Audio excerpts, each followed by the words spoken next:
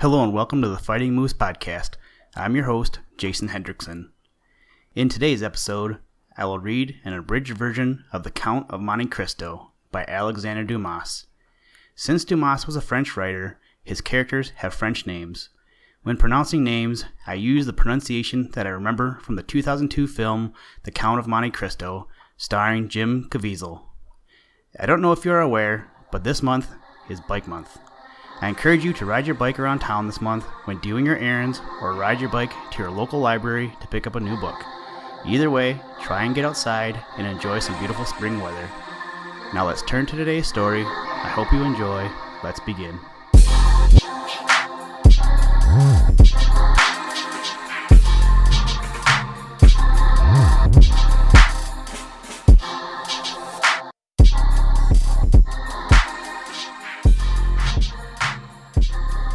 The Count of Monte Cristo by Alexandre Dumas. Preface. The Count of Monte Cristo appeared in 1844 when Dumas had been writing plays and stories for 20 years and at a period when he was most extraordinarily prolific. In that year, assisted by his staff of compilers and transcribers, he is said to have turned out something like 40 volumes. Monte Cristo first gave Dumas' novels a worldwide audience. Its unflagging spirit, the endless surprises, and the air of reality which was cast over the most extravagant situations made the work worthy of the popularity it enjoyed in almost every country in the world. The island from which it takes its name is a barren rock rising 2,000 feet out of the sea a few miles south of Elba. Dumas attempted to emulate Scott and build a chateau near Saint Germain, which he called Monte Cristo, costing over $125,000. It was afterwards sold for a tenth of that sum to pay his debts. Chapter 1. The Conspiracy of Envy.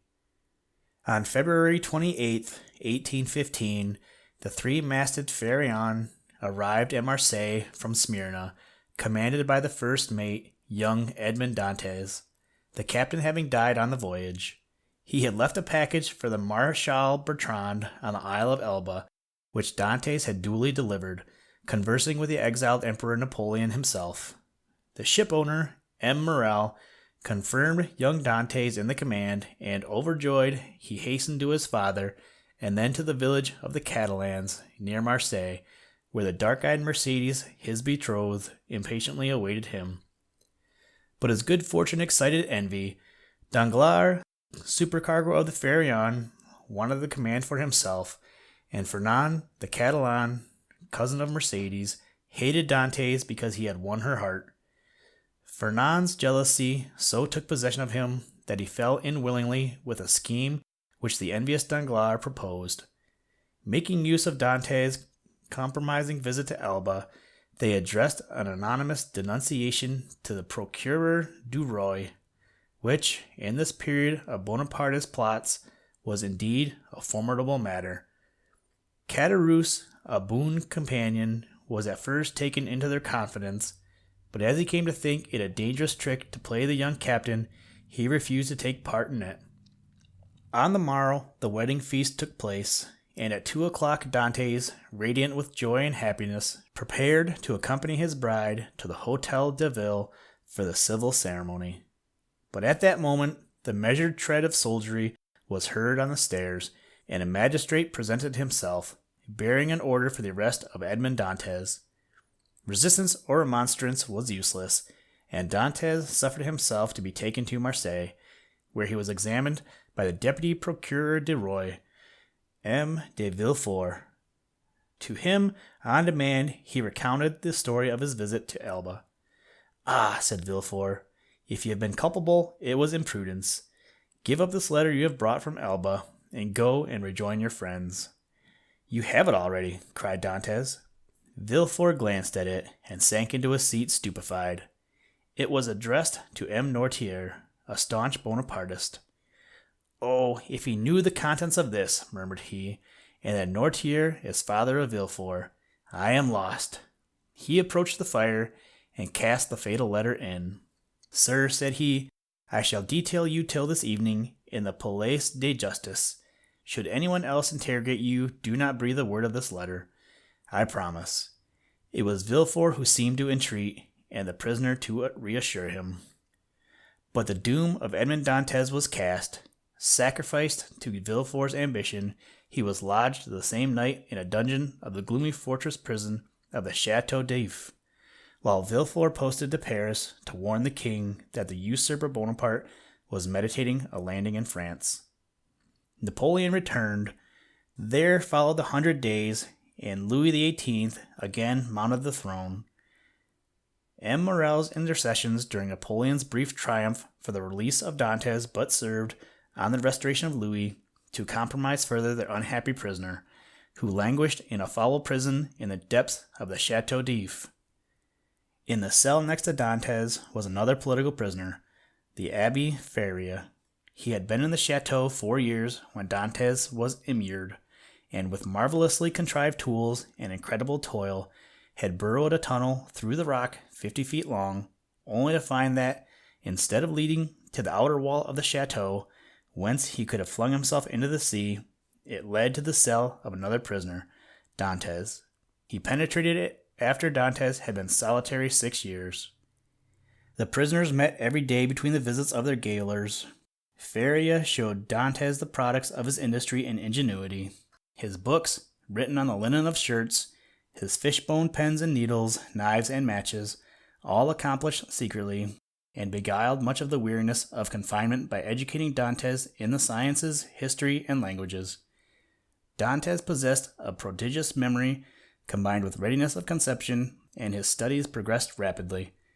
Soon Dantès told the abbé his story, and the abbé had little difficulty in opening the eyes of the astonished Dantès to the villainy of his supposed friends and the deputy procureur. Thus was instilled into his heart a new passion, vengeance. Chapter 2.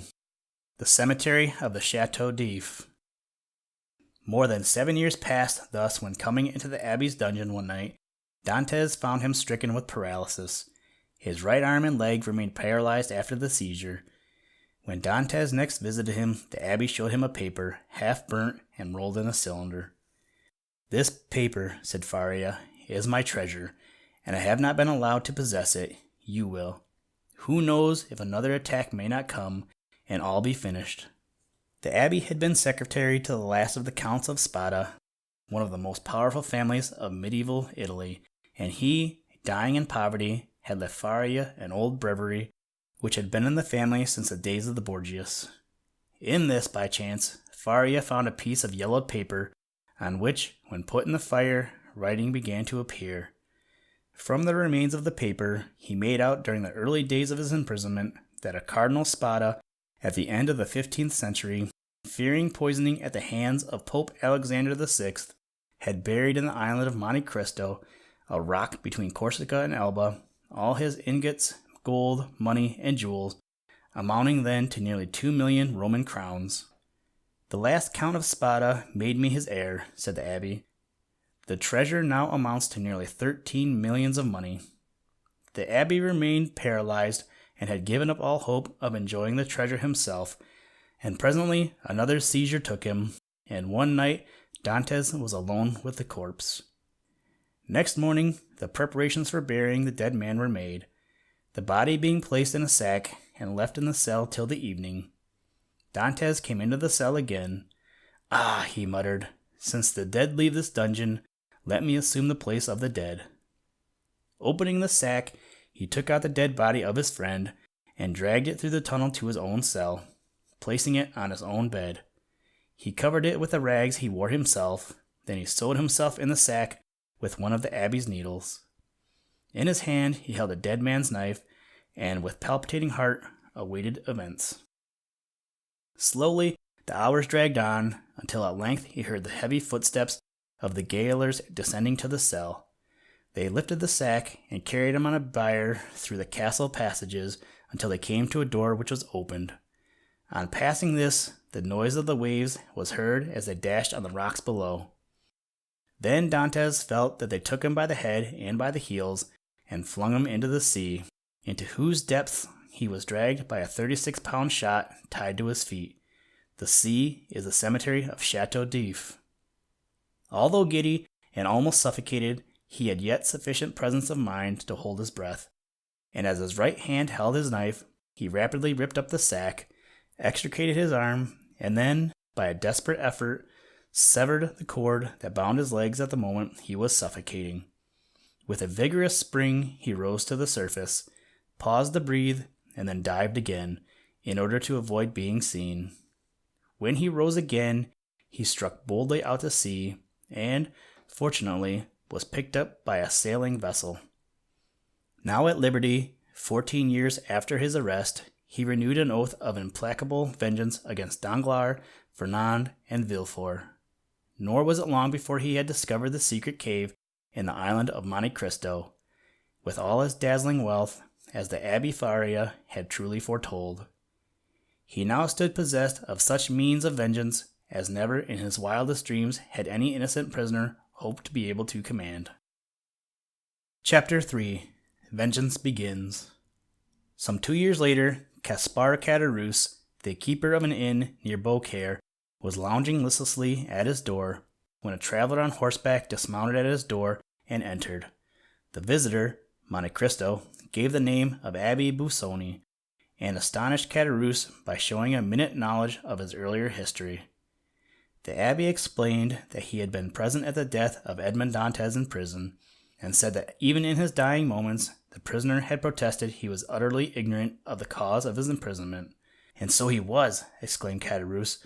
"How should he have been otherwise?" The abbé had heard of the death of Edmond's aged father, and now he was told the old man had died of starvation. "Thus heaven recompenses virtue," said Caderousse. "I am in destitution, and shall die of hunger, as old Dantès did, whilst Fernand and Danglars roll in wealth. All their malpractices have turned to luck. Danglars speculated and made a fortune.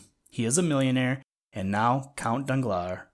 Fernand played traitor at the Battle of Ligny, and what served for his recommendation to the Bourbons. Afterwards he became Count de Morcerf, and got a considerable sum by the betrayal of Ali Pasha in the Greek War of Independence." The abbé, making an effort, said, "And Mercédès, she disappeared?" "Yes, as the sun, to rise next day with more splendor. She is rich, the Countess de Morcerf. She waited 2 hopeless years for Dantès, and yet I am sure she is not happy." "And M. de Villefort?" asked the abbé. "Some time after having arrested Dantès, he married and left Marseille. No doubt but he has been as lucky as the rest." "God may seem sometimes to forget for a time," said the abbé, "while his justice reposes, but there always comes a moment when he remembers." Early in 1838, a certain Count of Monte Cristo became a great figure in the life of Paris. His name awakened thoughts of romance and dazzling wealth in the minds of all. It was Albert, the son of the Count de Morcerf, who first introduced the Count of Monte Cristo to the high society of Paris. They had become acquainted at Rome, where Monte Cristo had been able to render a great service to the Viscount Albert de Morcerf and his friend, the Baron Franz d'Épinay. All sorts of stories were afloat in Paris as to the history of this Count of Monte Cristo. When he went to the opera, he was accompanied by a beautiful Greek girl named Haydée, whose guardian he was. But nothing ruffled Monte Cristo. Calmness and deliberation marked all his movements. In some respects, he was more like a machine than a human being. Everything he said he would do was done precisely. And now the schemes he had long studied in secret he had begun to carry through as certainly and relentlessly as fate. M. de Villefort, now Procureur du Roi, had a daughter by his first wife, for he had married a second time. Her name was Valentine, and at the command of her father, but not by her own wish, she was engaged to the Baron Franz d'Épinay. She loved a young military officer named Maximilien Morel, a son of the Marseille shipowner, but neither of them had dared to avow their affection for each other to Valentine's father. Meanwhile, the tide of fortune seemed to have turned with Baron Danglars. His business had suffered many losses, but his greatest loss of all was due to some false news about the price of shares which he had been telegraphed to Paris by means which Monte Cristo could have explained. The Baron's daughter was engaged to Albert de Morcerf, But the Count of Morcerf had now come under a cloud, for his betrayal of Ali Pasha had been made public, and perhaps the Count of Monte Cristo could have told how the truth came out at last. So the Baron did not hesitate to break the engagement, and to accept as the suitor for his daughter a dashing young man known as Count Cavalcanti, who had been introduced to Paris by Monte Cristo, but concerning whose antecedents nothing seemed to be known. The Count de Morcerf was tried for his betrayal of Ali, and seemed likely to be acquitted, when a veiled woman was brought to the place of trial, and testified before the committee that she was the daughter of Ali Pasha, and that Morcerf had not only betrayed her father to the Turks, but had sold her and her mother into slavery. The veiled woman was Haydée, the ward of Monte Cristo. The Count was now a ruined man, and when his son Albert discovered the part that Monte Cristo had played, he publicly insulted the Count at the opera. A duel was averted, for Albert publicly apologized to the Count when he learned the reasons for his actions. Furious that he had not been avenged by his son, Morcerf rushed to the house of Monte Cristo. "I came to tell you," said Morcerf, "that as the young people of the present day will not fight, it remains for us to do it." "So much the better," said Monte Cristo. "Are you prepared?" "Yes, sir, and witnesses are unnecessary, as we know each other so little." "Truly they are unnecessary," said Monte Cristo, "but for the reason that we know each other well. Are you not the soldier Fernand who deserted on the eve of Waterloo? Are you not the Lieutenant Fernand who served as guide and spy to the French army in Spain? Are you not the Captain Fernand who betrayed, sold, and murdered his benefactor Ali?" "Oh," cried the general, "wretch, to reproach me with my shame! Tell me your real name, that I may pronounce it when I plunge my sword through your heart." At this, Monte Cristo, bounding to a dressing-room near, quickly pulled off his coat and waistcoat, and, donning a sailor's jacket and hat, was back in an instant. Gazing for a moment in terror at this man who seemed to have risen from the dead to avenge his wrongs, Morcerf turned, seeking the wall to support him, and went out by the door, uttering the cry, "Edmond Dantes!" Events marched rapidly now, and Paris had scarcely ceased talking of the suicide of the Count de Morcerf, when Cavalcanti, identified as a former galley slave named Benedetto, was arrested for the murder of a fellow convict. Danglars fled from France, his great business in ruin. With him he took a large sum of money belonging to Paris hospitals, which, however, was taken from him near Rome by brigands controlled by Monte Cristo. Chapter 4. Vengeance is complete. In the household of Villefort, Monte Cristo had done nothing to bring vengeance on the evil man. He had seen from the first that Villefort's second wife was studying the art of poisoning, and he felt that revenge was already at work here. There had already been 3 mysterious deaths in the house, and now the beautiful Valentine seemed to be suffering from the early effects of some slow poison. Maximilian Morrel, in despair of Valentine's life, rushed to Monte Cristo for his advice and assistance. "Must I let one of the accursed race escape?" Monte Cristo asked himself, but decided, for Maximilian's sake, that he would save Valentine. He had bought the house adjoining that of Villefort, and, clearing out the tenants, had engaged workmen to remove so much of the old wall between the two houses that it was a simple matter for him to take out the remaining stones and pass into a large cupboard in Valentine's room. Here the Count watched while Valentine was asleep, and saw Madame de Villefort creep into the room and substitute for the medicine in Valentine's glass a dose of poison. He then entered the room and threw half the draught into the fireplace, leaving the rest in the glass. When Valentine awoke, he gave her a pellet of hashish, which made her sink into a death-like sleep. Next morning, the doctor declared that Valentine was dead. In the glass, he discovered poison, and as the same poison was found in Madame's laboratory, there was no doubt of her guilt. She admitted all, and confessed that her object had been to make her own son sole heir to Villefort's fortune. Madame de Villefort fell at her husband's feet. He addressed her with passionate words of reproach as he turned to leave her. "Think of it, madame," he said. "If on my return justice has not been satisfied, I will denounce you with my own mouth and arrest you with my own hands. I am going to the court to pronounce sentence of death on a murderer. If I find you alive on my return, you shall sleep tonight in Gale." Madame sighed. Her nerves gave way, and she sank on the carpet. But Villefort little knew at the moment he spoke these burning words to the woman who was his wife, that he himself was not going out to condemn a fellow sinner, but to be himself condemned. For the man to whom he referred as a murderer was the so-called Count Cavalcanti, really Benedetto, who now turned out to be an illegitimate son of Villefort's, whom he had endeavored to bury alive as an infant in the garden of a house at Auteuil. The night before, the criminal had had a long interview with Monte Cristo's steward, who had disclosed to the prisoner the secret of his birth, and in court he declared his father was Villefort, the public prosecutor. This statement made a great commotion in the court, and all eyes were on Villefort, while Benedetto continued to answer the questions of the president, and proved that he was the child whom Villefort would have buried alive years before. The public prosecutor himself confirmed the prisoner's story by admitting his guilt, and staggering from the court. While Villefort arrived at his own house, he found everything in confusion. Making his way to his wife's apartment, he had the horror of meeting her while she was still lived, just at the very instant when the poison she had taken did its work, and of finding a moment or two after that she had poisoned his little son Edward. This was more than the brain of man could endure, and Villefort turned from the tragic scene a raving madman, rushing wildly to the garden and beginning to dig with a spade.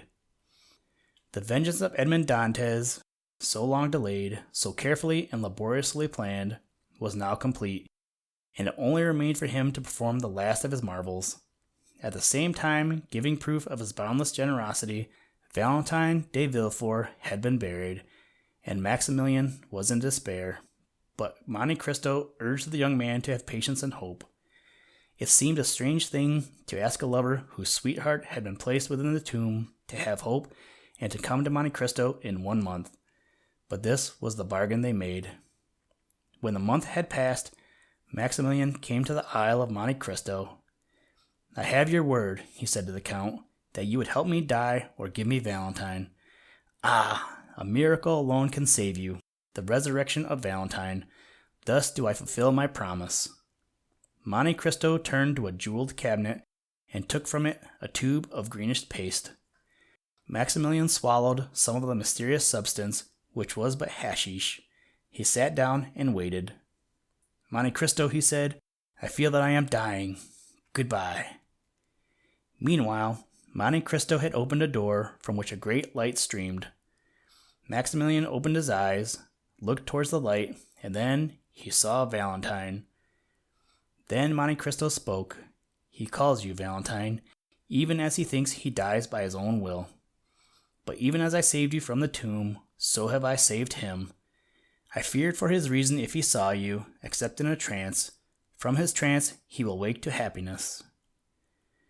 Next morning, Valentine and Maximilian were walking on the beach when Jacopo, the captain of Monte Cristo's yacht, gave them a letter. As they looked on the superscription, they cried simultaneously, "Gone!" In this letter, Monte Cristo said, "All that is in this grotto, my friend, my house in the Champs Élysées, and my chateau at Tréport, and the marriage gifts bestowed by Edmond Dantès upon the son of his old master, Morrel. Mademoiselle de Villefort will share them with you, for I entreat her to give to the poor the immense fortune reverting to her from her father, now a madman, and her brother, who died last September with his mother."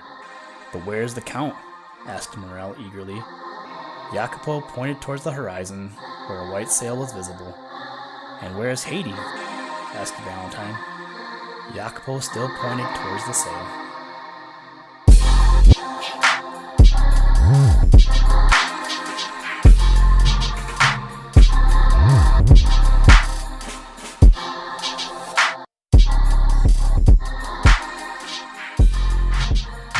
Thank you for listening to this episode of the Fighting Moose Podcast. Please join us next time as we read an essay written by Mark Twain titled Taming the Bicycle. Today's music was provided by the artist Drake Stafford. For more information, to download and or listen to audio from all our recordings, or to contact us, please visit www.thefightingmoose.com. And as always, try and do a random act of kindness every day.